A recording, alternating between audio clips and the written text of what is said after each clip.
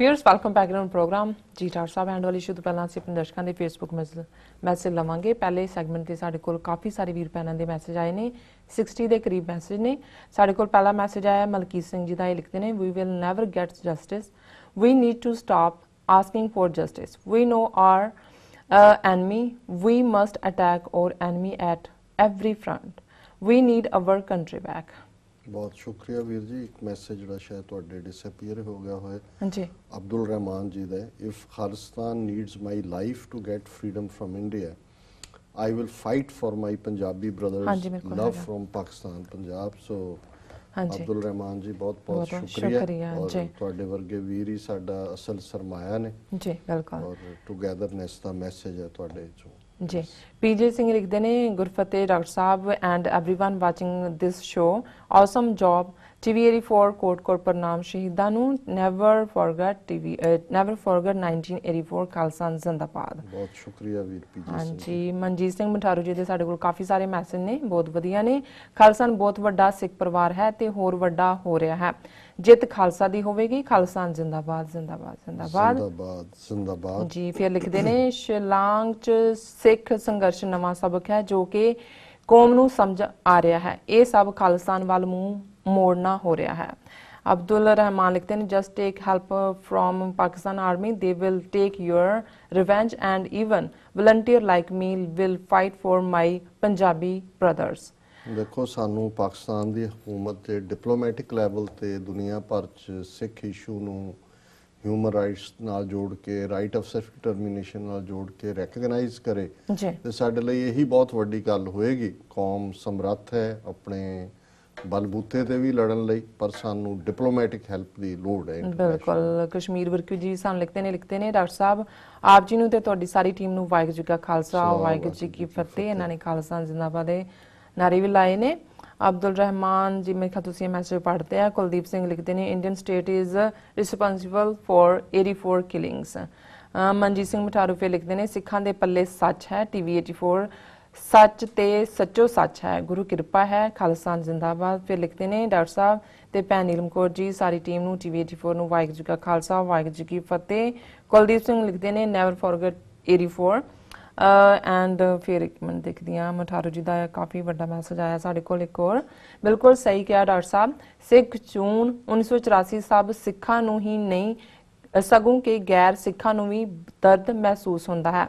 सिख कौम कई मुहाज ते लड़ाई लड़ रही है ते बहुत ही लीडर लैस होने के बावजूद असी अगे वध रहे हाँ। यकीनन गुरु साहब साडे विच खड़े ने ते सिख समय ते स्थान विच नवे सवालों नूं टक्कर रहे ने ते यकीनन जित रहे ने। अखीर खालिस्तान उलीकिया जा चुका है, कुछ कदम होर मंजिल बहुत ही नेड़े है। खालिस्तान जिंदाबाद। बहुत बहुत शुक्रिया। आवाज़े खालिस्तान वालियां ने रंधावा साहब दी नज़म दे नाल उन्होंने कहा दो अखर असी भी जोड़ दिन्ने जी। अम्मी लाहौर दे परिंदे ये सोग क्यों पाए ने, धीए फौजी दिल्ली दे अंबरसर चढ़ आए ने जी। बहुत वधिया। एस सुरिंदर सिंह जी सानू लिखते हैं, जून 84 उपर उन्होंने सानू नज़म भेजी है। ये लिखते हैं, याद पुरानी दिल अंदर रहिंदी है, याद पुरानी दिल अंदर रहिंदी है, दर्द कसीदा कानी मेरी कहंदी है। जून महीना तत्ता जिस वेले आउंदा है, जून महीना तत्ता जिस वेले आउंदा है, शब्दां विचों रत तीरी वहिंदी है। कखां दी अग वांगू अंदर बलदा है, कखां दी अग वांगू अंदर बलदा है, तलियां उत्ते लाई रत दी मेहंदी है। हाले कल दा होया साका लगदा है, पीड़ पुरानी वट्टियां बन बन लैंदी है। ओ कहंदे भुल जावां कीकण भुल्ला मैं, ओ कहंदे भुल जावां कीकण भुल्ला मैं, जुल्म उसदी बरशी सीने च लैंदी है। सुरिंदर मांचो रोह दी तीली बलदी है, चीस अवली मेरे सीने नाल खैंदी है। बहुत वधिया लिखिया इन्होंने। बहुत शुक्रिया। मेरा ख्याल है भी हुण असीं नैक्सट टॉपिक वल चलीए। बिल्कुल क्यों नहीं। हाँ, और असीं ये दस दईए दर्शकां नूं कि अज तो साडा ये प्रोग्राम 9:15 तक चलेगा जी।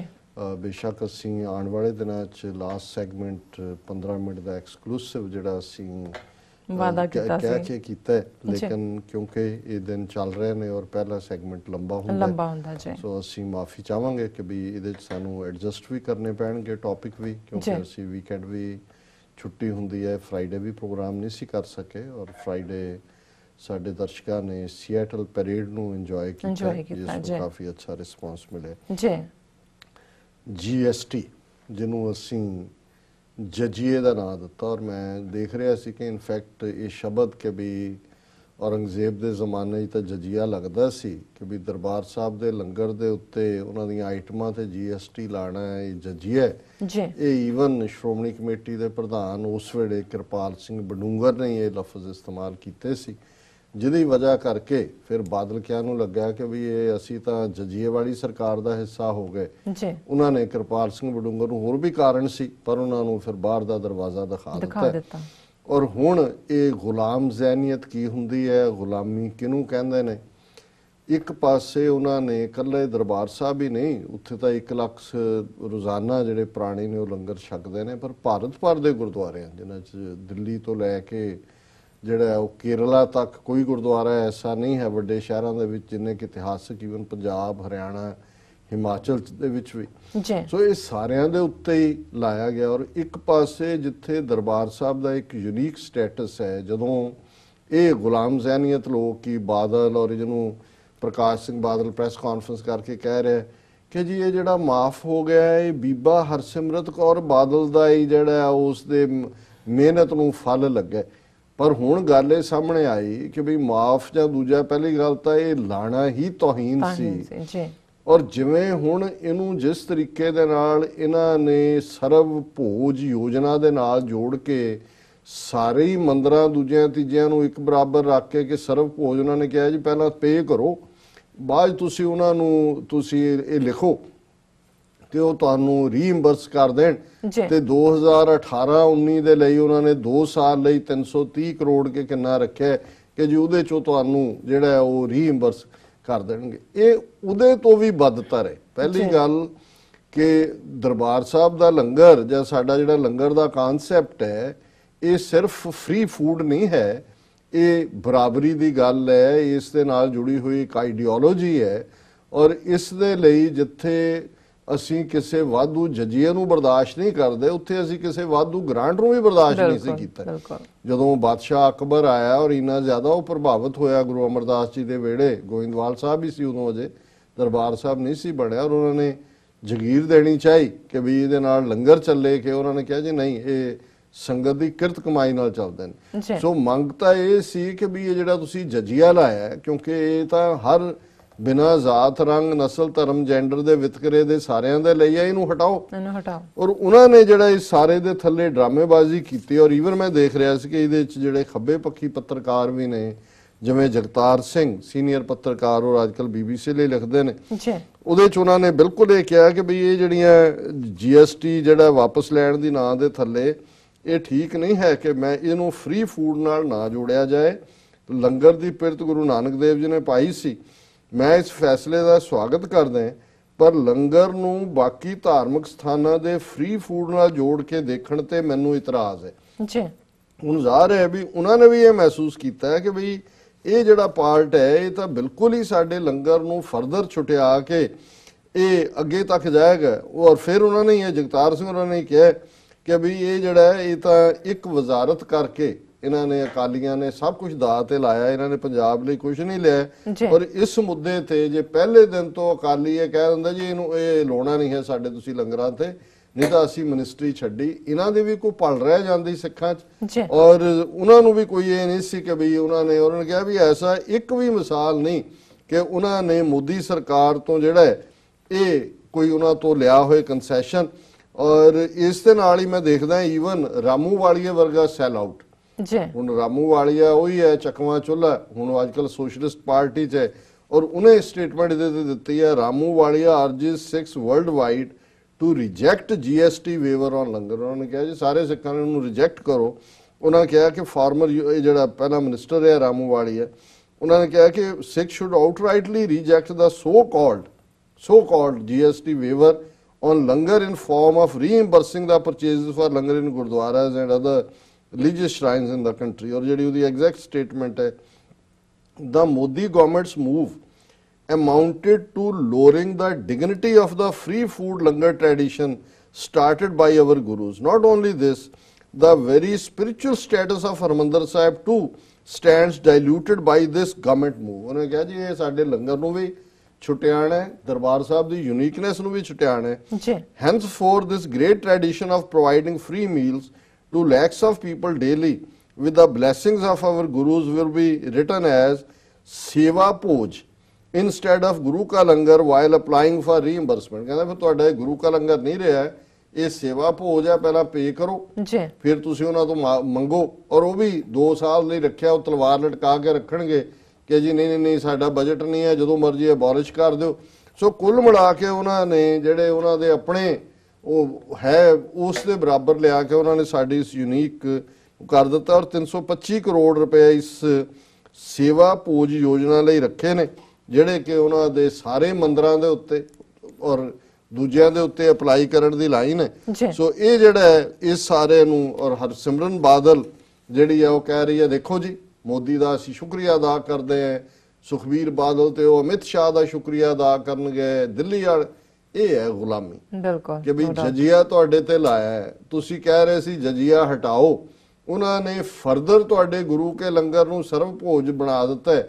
2 ਸਾਲ ਲਈ ਉਹਨਾਂ ਨੇ 325 ਕਰੋੜ ਇੰਨਾ ਕੁ ਤਾਂ ਜੇ ਸਿੱਖ ਲੱਖਾਂ ਨੂੰ ਰੋਜ਼ਾਨਾ ਖਵਾਉਂਦੇ ਨੇ ਉਹ ਦੇ ਹੀ ਜਾਣਗੇ, ਕੋਈ ਗੱਲ ਨਹੀਂ ਇਹਨਾਂ ਨੂੰ। ਔਰ ਇਹ ਹੈ ਜਿਹਨੂੰ ਕਹਿੰਦੇ ਨੇ ਵੀ ਹਿਊਮਿਲੇਸ਼ਨ ਔਰ ਫਰਦਰ ਹਿਊਮਿਲੇਸ਼ਨ, ਇਹ ਲੰਗਰ ਦੀ ਟ੍ਰੈਡੀਸ਼ਨ ਨੂੰ ਜਿਹੜਾ ਛੁਟਿਆਣ ਦੀ ਗੱਲ ਹੈ। ਹੋਰ ਇਹਨੂੰ ਕਿਸੇ ਵੀ ਹਾਲਤ ਦੇ ਵਿੱਚ ਇਹ ਕਹਿਣਾ ਕਿ ਜੀ ਬਹੁਤ ਵੱਡੀ ਪ੍ਰਾਪਤੀ ਹੈ, ਇਹ ਆਪਣੇ ਆਪ ਨੂੰ ਧੋਖਾ ਦੇਣਾ। ਜੀ ਡਾਕਟਰ ਸਾਹਿਬ ਬਿਲਕੁਲ। ਹੁਣ ਤੁਸੀਂ ਸਾਡੇ ਦਰਸ਼ਕਾਂ ਨੂੰ ਦੱਸ ਦਿਓ ਅੱਜ ਦਾ ਵਿਚਾਰ। ਅੱਜ ਦੇ ਵਿਚਾਰ ਲਈ ਅਸੀਂ ਜਿਵੇਂ ਸੋਮਵਾਰ ਦੇ ਪ੍ਰੋਗਰਾਮ 'ਚ ਭਾਈ ਗੁਰਦਾਸ ਜੀ ਦੇ ਕਵਿਤ ਸਵਈਏ ਵਿਚਾਰ ਅਧੀਨ ਲਿਆਂਦੇ ਜੀ, ਉਹਨਾਂ ਦਾ ਸਵਈਆ ਨੰਬਰ 220 ਅਸੀਂ ਚੁਣਿਆ। ਰੂਪਹੀਨ ਕੁਲਹੀਨ ਗੁਣਹੀਨ ਗਿਆਨਹੀਨ ਸ਼ੋਭਾਹੀਨ ਭਾਗਹੀਨ ਤਪਹੀਨ ਬਾਵਰੀ ਦ੍ਰਿਸ਼ਟ ਦਰਸਹੀਨ ਸ਼ਬਦ ਸੁਰਤਹੀਨ ਬੁੱਧ ਬਲਹੀਨ ਸੂਦੇ ਹਸਤ ਨਾ ਪਾਵਰੀ ਪ੍ਰੀਤਹੀਨ ਰੀਤਹੀਨ ਭਾਏ ਪੈ ਪ੍ਰਤੀਤਹੀਨ ਚਿਤਹੀਨ ਬਿਤਹੀਨ ਸਹਿਜ ਸੁਭਾਵਰੀ ਅੰਗ ਅੰਗਹੀਨ ਦੀਨਾ ਤੀਨ ਪ੍ਰਾਚੀਨ ਲੱਗ ਚਰਨ ਸ਼ਰਨ ਕੈਸੇ ਪ੍ਰਾਪਤ ਹੋਏ ਰਾਵਰੀ। ਜੀ ਭਾਈ ਗੁਰਦਾਸ ਜੀ ਜਿਵੇਂ ਇੱਕ ਸਚਿਆਰੇ ਗੁਰਸਿੱਖ ਦੀ ਤਰ੍ਹਾਂ ਆਪਣਾ ਆਪਾ ਗੁਰੂ ਦੇ ਅੱਗੇ ਰੱਖ ਕੇ, ਇਹ ਹੈ ਜਦੋਂ ਤੁਸੀਂ ਆਪਣੇ ਆਪ ਨੂੰ ਉਸ ਲੈਵਲ ਤੇ ਫਕੀਰ ਦੇ ਪੱਧਰ ਤੇ ਖੜਾ ਕਰਦੇ ਹੋ ਕਿ ਹੇ ਵਾਹਿਗੁਰੂ, ਹੇ ਅਕਾਲ ਪੁਰਖ, ਮੈਂ ਤਾਂ ਕੁਛ ਵੀ ਨਹੀਂ ਹੈ ਤੇ ਮੈਨੂੰ ਤੂੰ ਆਪਣਾ ਬਣਾ ਲੈ, ਮੈਨੂੰ ਆਪਣੇ ਨਾਲ ਜੋੜ ਲੈ। ਸੋ ਉਹ ਜੋ ਕੁਝ ਵੀ ਕਿਹਾ ਜਾ ਸਕਦਾ ਹੈ ਕਿ ਮੈਂ ਇਹ ਵੀ ਨਹੀਂ, ਮੈਂ ਇਹ ਵੀ ਨਹੀਂ, ਮੈਂ ਇਹ ਵੀ ਨਹੀਂ, ਉਹ ਭਾਈ ਗੁਰਦਾਸ ਜੀ ਨੇ ਇਸ ਕਵਿਤ ਦੇ ਵਿੱਚ ਦਿੱਤਾ। ਰੂਪਹੀਨ ਕਿ ਮੇਰੇ ਕੋਲ ਸੁਹੱਪਣ ਵੀ ਨਹੀਂ ਹੈ, ਕੁਲਹੀਨ ਮੈਂ ਕੋਈ ਖਾਨਦਾਨ ਨਹੀਂ, ਕਹਿੰਦਾ ਜੀ ਬੜੇ ਖਾਨਦਾਨੀ ਨੇ ਜੀ, ਉਹ ਕਹਿੰਦੇ ਨਹੀਂ ਹੇ ਵਾਹਿਗੁਰੂ ਮੇਰੇ ਕੋਲ ਸੂਰਤ ਨਹੀਂ ਹੈ, ਮੇਰੇ ਕੋਲ ਕੋਈ ਖਾਨਦਾਨੀ ਕੋਈ ਪੁਸ਼ਤੈਨੀ ਕੋਈ ਪ੍ਰਾਈਡ ਨਹੀਂ ਹੈ। ਗੁਣਹੀਨ ਮੇਰੇ ਕੋਲ ਕੋਈ ਗੁਣ ਨਹੀਂ ਹੈ, ਮੈਂ ਔਗਣਾਂ ਨਾਲ ਭਰਿਆ ਹੋਇਆ। ਗਿਆਨਹੀਨ ਮੈਨੂੰ ਕਿਸੇ ਕਿਸਮ ਦਾ ਕੋਈ ਗਿਆਨ ਨਹੀਂ ਹੈ।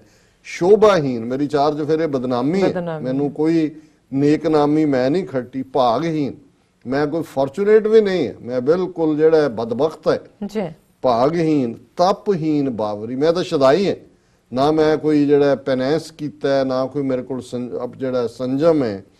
ਦ੍ਰਿਸ਼ਟ ਦਰਸਹੀਨ ਮੇਰੇ ਕੋਲ ਤੈਨੂੰ ਦੇਖਣ ਵਾਲੀ ਅੱਖ ਵੀ ਨਹੀਂ, ਮੈਂ ਬਿਲਕੁਲ ਅੱਖਾਂ ਤੋਂ ਅੰਨ੍ਹਾ ਹੈ। ਸ਼ਬਦ ਸੁਰਤਹੀਨ ਮੇਰਾ ਜਿਹੜਾ ਮੇਰੀ ਸੁਰਤ ਹੈ ਕਦੇ ਵੀ ਤੇਰੀ ਯਾਦ 'ਚ ਤੇਰੇ ਸ਼ਬਦ ਦੇ ਵਿੱਚ ਨਹੀਂ ਜੁੜੀ। ਬੁੱਧ ਬਲਹੀਨ ਨਾ ਮੈਨੂੰ ਬੁੱਧੀ ਹੈ, ਨਾ ਮੇਰੇ ਕੋਲ ਤਾਕਤ ਹੈ। ਸੂਦੇ ਹਸਤ ਨਾ ਪਾਵਰੀ ਮੇਰੇ ਹੱਥ ਤੇ ਪੈਰ ਵੀ ਜਿਹੜੇ ਨੇ ਉਹ ਸਿੱਧੇ ਨਹੀਂ ਹੈਗੇ, ਉਹ ਵੀ ਵਿੰਗੇ ਨੇ, ਉਹ ਵੀ ਬਿਲਕੁਲ ਜਿਹੜੇ ਨੇ ਡੀਫਾਰਮਡ ਨੇ। ਪ੍ਰੀਤਹੀਨ ਰੀਤਹੀਨ ਮੇਰੇ ਮਨ 'ਚ ਤੇ ਕੋਈ ਪਿਆਰ ਨਾਂ ਦੀ ਚੀਜ਼ ਨਹੀਂ ਹੈ, ਮੈਂ ਕਿਸੇ ਰੀਤ ਕਿਸੇ ਜਿਹੜਾ ਡਿਸਪਲਿਨ 'ਚੋਂ ਕਿਸੇ ਕਸਟਮ ਨੂੰ ਵੀ ਜਿਹੜਾ ਨਹੀਂ ਮੰਨਣ ਵਾਲਾ ਮੇਰੇ 'ਚ ਉਹ ਨਹੀਂ ਹੈ। ਭਾਏ ਭੈ ਪ੍ਰੀਤਹੀਨ ਨਾ ਮੇਰੇ 'ਚ ਪਿਆਰ ਹੈ, ਭਾਏ ਪਿਆਰ ਨੂੰ ਕਹਿੰਦੇ ਭੈ ਖੌਫ, ਨਾ ਮੇਰੇ 'ਚ ਕੋਈ ਜਿਹੜਾ ਭੈ ਭਾਵਨੀ ਅਸੀਂ ਹਮੇਸ਼ਾ ਇਕੱਠਾ ਟੁਗੈਦਰ ਵਰਡ ਪੰਜਾਬੀ 'ਚ ਇਸਤੇਮਾਲ ਕਰਦੇ ਹਾਂ। ਚਿੱਤਹੀਨ ਮੈਂ ਬਿਨਾਂ ਚਿੱਤ ਤੋਂ ਵੀ ਮੈਂ ਸਿੱਖਣਾ ਹੈ। ਵਿੱਤਹੀਨ ਮੇਰੇ ਚ ਕੋਈ, ਅਸੀਂ ਕਹਿੰਦੇ ਜੀ ਮੈਂ ਮੇਰੇ ਵਿੱਤੋਂ ਬਾਹਰ ਹੈ, ਮੇਰੇ ਕੋਲ ਕੋਈ ਵਿੱਤ ਨਹੀਂ ਹੈ ਜੀ, ਸਹਿਜ ਸੁਭਾਵਰੀ, ਮੇਰੇ ਸੁਭਾਅ ਦੇ ਵਿੱਚ ਕੋਈ ਸੋਫਿਸਟੀਕੇਸ਼ਨ ਨਹੀਂ ਹੈ, ਮੈਂ ਐਵੇਂ ਸਹਿਜ ਜੇ ਸੁਭਾਅ ਵਾਲਾ, ਅੰਗ ਅੰਗਹੀਨ, ਮੈਂ ਇਵੇਂ ਸਮਝੋ ਮੇਰਾ ਅੰਗ ਅੰਗ ਟੁੱਟਿਆ ਹੋਇਆ ਹੈ, ਮੈਂ ਉਹਨਾਂ ਤੋਂ ਸਖਣਾ। ਦੀਨਾ ਦੀਨ ਪ੍ਰਾਚੀਨ, ਮੈਂ ਬਿਲਕੁਲ ਓਲਡ ਫਟੀਗਡ ਹੈ, ਮੈਂ ਬਿਲਕੁਲ ਦੀਨ ਹੈ। ਲਗ ਚਰਨ ਸ਼ਰਨ ਕੈਸੇ ਪ੍ਰਾਪਤ ਹੋਏ ਰਾਵਰੀ, ਹੇ ਮੇਰੇ ਵਾਹਿਗੁਰੂ ਤੂੰ ਮੈਨੂੰ ਆਪਣੀ ਚਰਨ ਸ਼ਰਨ ਦੇ ਵਿੱਚ ਲੈ ਲੈ, ਆਪਣੇ ਚਰਨ ਦੇ ਆਪਣੀ ਸ਼ਰਨ ਚ ਰੱਖ ਲੈ ਤਾਂ ਕਿ ਮੈਂ ਤੈਨੂੰ ਪ੍ਰਾਪਤ ਕਰ ਸਕਾਂ। ਮੈਂ ਕਿਵੇਂ ਤੈਨੂੰ ਪ੍ਰਾਪਤ ਕਰਾਂ ਜੇ ਤੂੰ ਮੈਨੂੰ ਆਪਣੀ ਸ਼ਰਨ ਚ ਨਹੀਂ ਲਏਗਾ। ਸੋ ਇਹਨੂੰ ਕਹਿੰਦੇ ਨੇ ਆਜ਼ਿਜ਼ੀ, ਹਿਊਮਿਲਿਟੀ। ਬਹੁਤ ਵਾਰ ਅਸੀਂ ਰੱਬ ਨੂੰ, ਜਿਹੜੇ ਲੋਕ ਮੰਨਤਾਂ ਵੀ ਮੰਨਦੇ ਨੇ, ਉਹ ਤੇ ਸ਼ਰਤਾਂ ਦੇ ਨਾਲ ਪਿਆਰ ਕਰਨ ਵਾਲੀ ਗੱਲ ਹੁੰਦੀ ਹੈ। ਹਾਂਜੀ, ਕਿਉਂ ਤੁਸੀਂ ਕਹਿੰਦੇ ਹੋ ਕਿ ਹੇ ਵਾਹਿਗੁਰੂ ਜੇ ਤੂੰ ਮੈਨੂੰ ਇਹ ਕਰ ਦੇਣਾ, ਮੈਂ ਅਖੰਡ ਪਾਠ ਰੱਖਾਵਾਂ, ਮੈਂ ਉੱਥੇ ਸੁੱਖਾਂ, ਮੈਂ ਦੁੱਖ ਭੰਜਨੀ ਬੇਰੀ ਰੱਖਾਂ, ਮੈਂ ਫਲਾਣੇ ਜਾਵਾਂ, ਇਹ ਤਾਂ ਫਿਰ ਕੰਡੀਸ਼ਨਡ ਹੈ ਜੀ। ਫਿਰ ਤੁਸੀਂ ਕਈ ਵਾਰ ਜਿਹੜਾ ਆਪਣਾ ਜ਼ੋਰ ਦੇ ਨਾਲ ਮੰਗਦੇ ਹੋ ਕਿ ਨਹੀਂ ਨਹੀਂ ਮੈਨੂੰ ਇਵੇਂ ਹੀ ਹੋਏ। ਔਰ ਜਦੋਂ ਅਸੀਂ, ਇਹ ਠੀਕ ਹੈ ਬਾਰਕ ਆਂਗੂ ਹਾਂ ਸਭ ਕੁਛ ਮੰਗਾ, ਕਈ ਵਾਰੀ ਤੁਸੀਂ ਬੱਚੇ ਦੇ ਵਾਂਗ, ਜਿਵੇਂ ਬੱਚੇ ਨੂੰ ਉਹ ਕਹਿੰਦਾ ਵੀ ਮੈਨੂੰ ਮੋਟਰਸਾਈਕਲ ਲੈ ਦਿਓ, ਉਹਨੂੰ ਪਤਾ ਹੁੰਦਾ ਨਹੀਂ ਹੈ, ਜ਼ਿੱਦ ਕਰਦਾ, ਉਹ ਦੇ ਵੀ ਲੈ ਵੀ ਦਿੰਦੇ ਨੇ, ਫਿਰ ਉਹੀ ਮੋਟਰਸਾਈਕਲ ਉਹਦੀ ਮੌਤ ਦਾ ਖਾਊ ਬਣਿਆ ਹੁੰਦਾ। ਸੋ ਇਸੇ ਤਰ੍ਹਾਂ ਕਈ ਵਾਰੀ ਅਸੀਂ ਆਪਣੇ ਵਾਹਿਗੁਰੂ ਪਿਤਾ ਤੋਂ ਵੀ ਜ਼ਿੱਦ ਕਰਕੇ ਮੰਗਦੇ ਹਾਂ, ਦੇ ਵੀ ਦਿੰਦਾ, ਫਿਰ ਸਾਨੂੰ ਲੱਗਦਾ ਵੀ ਨਹੀਂ ਨਹੀਂ। ਸੋ ਉੱਥੋਂ ਹੀ ਫਿਰ ਗੱਲ ਅਲਟੀਮੇਟ ਇੱਥੇ ਕੀ ਆ ਕੇ ਮੁੱਕਦੀ ਹੈ ਕਿ ਵਿਣ ਤੁਧ ਹੋਰ ਜੇ ਮੰਗਣਾ, ਸਿਰ ਦੁੱਖਾਂ ਦੇ ਦੁੱਖ ਦੇ ਨਾਮ ਸੰਤੋਖੀਆ, ਉਤਰੇ ਮਨ ਕੀ ਭੁੱਖ। ਕਿ ਹੇ ਵਾਹਿਗੁਰੂ ਆਪਣਾ ਨਾਮ ਦੇ, ਉਹਦੇ ਨਾਲ ਸੰਤੋਖ ਆ ਜਾਏ, ਤੇ ਬਿਨਾ ਸੰਤੋਖ ਨਹੀਂ ਕੋ ਰਾਜੈ, ਕੋਈ ਰੱਜਿਆ ਨਹੀਂ ਹੈ ਸੰਤੋਖ ਤੋਂ ਬਿਨਾ। ਔਰ ਫਿਰ ਜਦੋਂ ਸੰਤੋਖ ਆ ਗਿਆ ਤੇ ਫਿਰ ਭਾਣੇ ਚ ਰਹਿਣ ਦੀ ਜਾਚ ਆ ਜਾਂਦੀ ਹੈ। ਸੋ ਸਤਿਗੁਰੂ ਰਹਿਮਤ ਕਰਨ ਸਾਨੂੰ ਵੀ ਭਾਣੇ ਚ ਰਹਿਣ ਦਾ, ਔਰ ਇਵੇਂ ਹੀ ਮੰਗਣ ਦਾ, ਰੱਬ ਦੀ ਯਾਦ ਨੂੰ ਜਿਵੇਂ ਭਾਈ ਗੁਰਦਾਸ ਜੀ ਨੇ ਫਰਮਾਇਆ, ਇਹੋ ਜਿਹੀ ਜਾਚ ਬਖਸ਼ਣ। ਬਿਲਕੁਲ ਡਾਕਟਰ ਸਾਹਿਬ, ਤੁਹਾਡਾ ਬਹੁਤ ਬਹੁਤ ਸ਼ੁਕਰੀਆ। ਤੁਸੀਂ ਅੱਜ ਦੇ ਅਹਿਮ ਇਸ਼ੂ ਤੇ ਅੱਜ ਦਾ ਵਿਚਾਰ ਸਾਡੇ ਦਰਸ਼ਕਾਂ ਨਾਲ ਸਾਂਝਾ ਕੀਤਾ। ਇਸ ਤਰ੍ਹਾਂ ਆਪਣੇ ਵਿਊਅਰਸ ਕੋਲ ਨੇ ਇਜਾਜ਼ਤ। ਵਿਊਅਰਸ, ਸਾਡੇ ਪ੍ਰੋਗਰਾਮ ਦਾ ਸਮਾਂ ਇੱਥੇ ਸਮਾਪਤ ਹੁੰਦਾ ਹੈ। ਤੁਸੀਂ ਆਪਣੀ ਰਾਏ ਤੇ ਸੁਝਾਅ ਸਾਨੂੰ ਭੇਜਣਾ ਭੁੱਲਣਾ। ਸਾਡੇ ਇਸ ਪਤੇ ਤੇ SOS@tvh4.tv ਤੇ ਅਸੀਂ ਆਪਣਾ ਪ੍ਰੋਗਰਾਮ ਲੈ ਕੇ ਫਿਰ ਦੁਬਾਰਾ ਤੁਹਾਡੇ ਸਾਹਮਣੇ ਹੋਵਾਂਗੇ। ਤਦ ਤੱਕ ਲਈ ਮੈਨੂੰ ਉੱਤੇ ਆਪਣਾ ਸੁਣਾ ਗਿਆ ਦਿਓ। ਦੇਖਦੇ ਰਹੋ TV84। ਬੁਲਾ ਦਿਓ ਫਤਿਹ। ਵਾਹਿਗੁਰੂ ਜੀ ਕਾ ਖਾਲਸਾ, ਵਾਹਿਗੁਰੂ ਜੀ ਕੀ ਫਤਿਹ।